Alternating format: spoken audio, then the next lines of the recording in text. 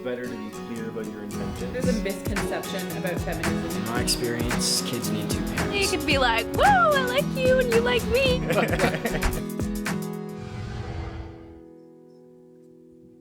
Let's talk about online hate. Over half of adolescents have been bullied online, so we want to hear what you have to say about online hate and how you deal with it. Online hate is something that I've kind of unfortunately been involved with. Even if you block or report someone because of the way the internet is, they can keep being persistent if they really want to. It's anonymous, right? It's not face to face, and to see somebody go through being bullied online, it's hard. I think people forget that there's a real person on the receiving end of like all the hate they're getting. And I think it's just maybe easy for some people to kind of separate themselves from like the reality of the situation. Ask yourself if maybe you deserved it. I didn't really realize how much of an effect it had on the other person until I saw them in face to face and really saw how it affected their lives. It's best just to not let it get to you. Like, you really just have to be the bigger person, ignore the negative comments, because the reaction is what they're looking for in the end. That's the only reason why they're doing it. I think before you say anything online, you need to remember like there's a real person on the other end. Do you really want to say this, and do you really want someone to see that said about them? Yeah. This is something that affects a lot of us, so let's hear your thoughts on online hate.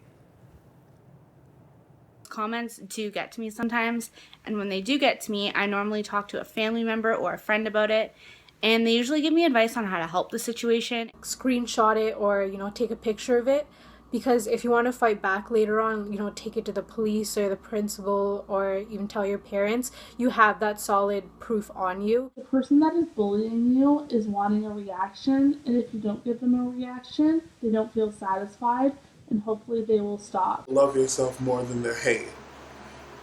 The best thing you can do is just stand in the mirror and say that you love yourself.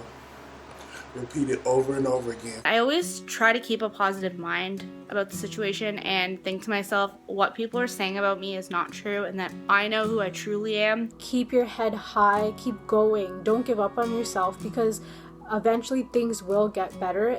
People will say things, they'll comment, they'll chat, they'll talk behind your back.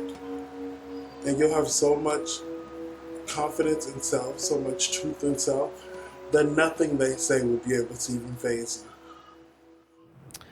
Always remember to think about the person on the other end of the messages, because there's a real human there. Until next time, this is President Tristan Milligan signing off for DTV. Dr. Seuss says, be who you are, say what you feel, because those who mind don't matter, those who matter don't mind.